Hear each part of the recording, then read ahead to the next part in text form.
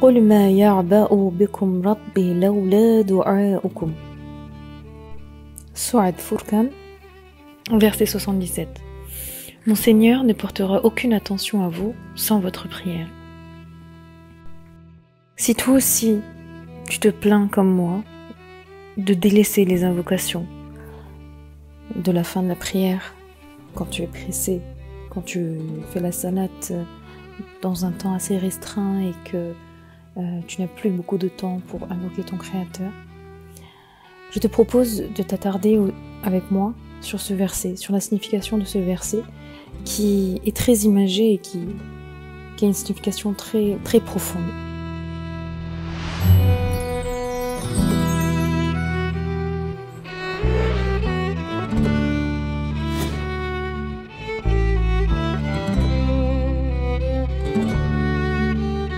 Bismillahirrahmanirrahim. Avant tout, rappelons-nous ce que signifie le mot dua dans ce verset. Dua, c'est la prière, mais pas au sens de la salate, la prière, l'adoration qu'on fait 5 fois par jour, mais c'est l'appel, la supplication au Créateur. Étymologiquement, ça signifie se retourner vers son Créateur et partager avec lui le plus profond de soi.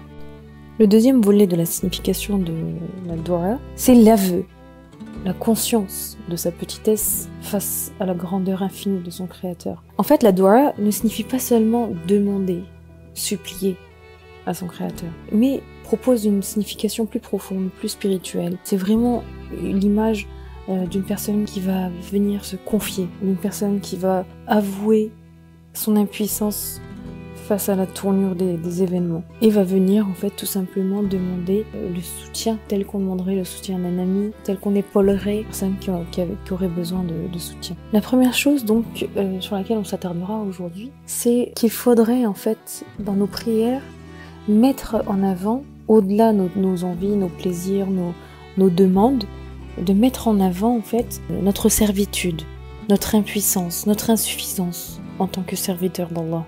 C'est de réaliser en fait qu'on est face à notre Créateur, c'est de s'imaginer en face de lui. Quand on est sur notre tapis de prière, on ouvre les mains pour prier, pour faire l'invocation.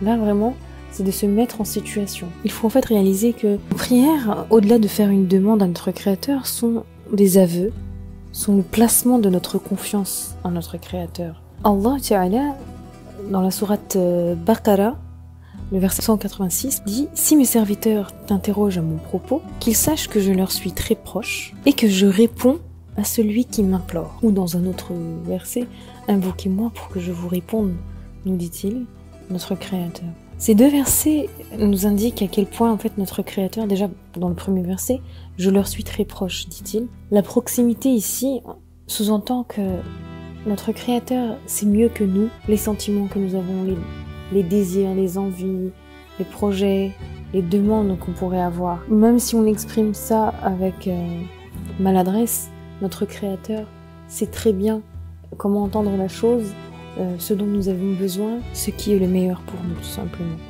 C'est notre Créateur qui a cette connaissance la plus parfaite qui puisse être. Ainsi, l'invocation n'a pas pour but ultime que nous fassions une demande envers notre Créateur. La prière est la plus grande des adorations, une des plus importantes des adorations, parce qu'elle permet de renforcer notre lien avec notre Créateur et d'éviter la rupture. Parce que lorsqu'on tend les mains vers le ciel, on avoue notre faiblesse, on reconnaît qu'on est insuffisant face à tel ou tel problème qu'on demande de résoudre à notre Créateur. On reconnaît que le seul puissant, c'est Allah Ta'ala.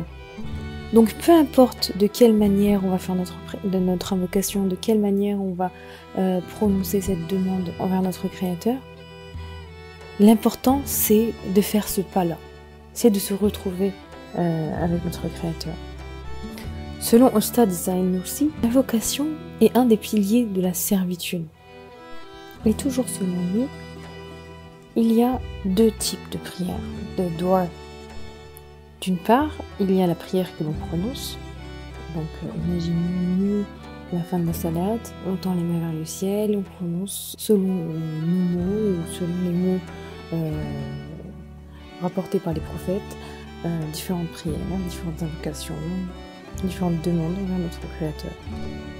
Et à côté de ça, on a une deuxième manière de prier, qui est classe là aussi en 3 sous-catégories. La première, c'est la dua par le langage des compétences. Et ça, on peut l'observer dans la nature. Quand on plante une graine dans la terre, la température, l'eau, les rayons du soleil, la terre, toutes ces conditions réunies sont en quelque sorte une invocation. Elles demandent en quelque sorte à Allah que pousse la plante. Donc ça, c'est le langage des compétences. Ensuite, on a le langage de la nécessité. Le besoin de respirer, le système immunitaire ou digestif ont une mécanique qui fonctionne à travers des cellules qui vont agir seulement sur la volonté d'Allah et par nécessité. Donc on se rend même pas compte en fait que notre corps obéit à l'ordre d'Allah qui répond à notre besoin de vivre, de respirer, de digérer, etc. Et enfin, on a la dua qui se fait par le langage d'action. Cette manière de prier est attribuée aux êtres dotés de conscience. Le fait d'agir pour l'obtention du vœu. J'ai faim, je cuisine. Ça, c'est une dua. Si je ne cuisine pas, le Créateur ne va pas faire apparaître nulle part un repas en face de moi. Il faut que j'agisse pour l'obtenir. Ustad Saïd Nursi explique que la prière a un effet énorme. Et il va jusque dire que c'est même une des raisons de la création. Pour comprendre son propos, il faut avant tout comprendre le fait que le Créateur, Allah Ta'ala, est au-dessus de toute notion du temps. D'accord ? Donc en fait, en créant l'univers, il y répond déjà à la demande d'un bonheur éternel. Cela dit, n'oublions pas que la prière est avant tout une adoration. C'est un acte d'adoration. Donc il n'y a pas lieu d'attendre une récompense ou d'en attendre la réponse dans l'immédiat. Il faut d'abord considérer la prière comme un acte d'adoration. Il ne faut pas considérer la prière en se focalisant sur la récompense, sur le résultat, sur l'obtention de notre demande.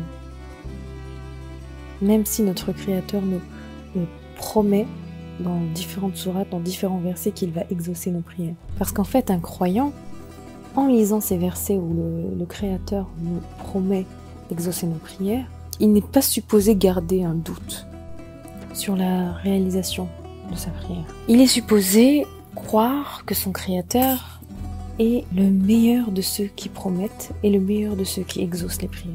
Et ainsi, il devrait accepter que ces prières vont être exaucées, soit telles qu'elles ont été prononcées, soit en de meilleures conditions que le Créateur décidera, que le Créateur jugera meilleur en fait. Ustad Saïd Nursi donne même l'exemple ici de la prière du père de Maryam. Lui priait pour avoir un fils, mais son épouse va finalement donner naissance à Maryam, mère de Isa. Donc vous voyez que là, Allah Ta'ala va exaucer sa prière, mais en de meilleures conditions. Il n'aura pas seulement un fils, mais il aura une fille vertueuse, ainsi qu'un petit-fils prophète. Un autre aspect remarquable de la dua, des invocations, c'est cet aspect psychologique en fait.